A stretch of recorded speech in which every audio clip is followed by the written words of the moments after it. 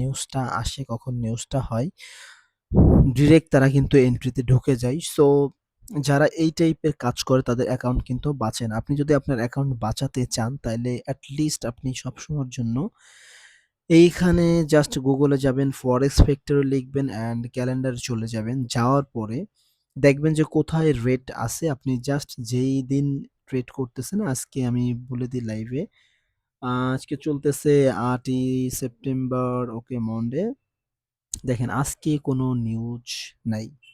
ঠিক আছে? যেটা আছে এটা ইমপ্যাক্ট আই থিংক পড়বে না। কারণ সবসময়ের জন্য দেখবেন যে যেগুলা একটু রেট থাকে সেগুলার একটু আপনার ভ্যালুটা বেশি মার্কেটে ইফেক্ট পড়ে। বাট যেইগুলা আছে একটু হলুদ, এইগুলা তো কোনো ইমপ্যাক্টই পড়ে না।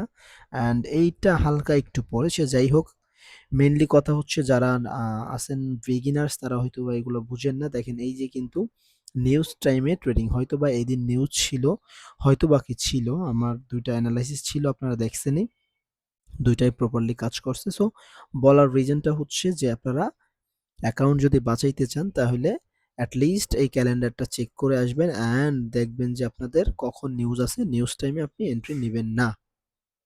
Thank you everyone.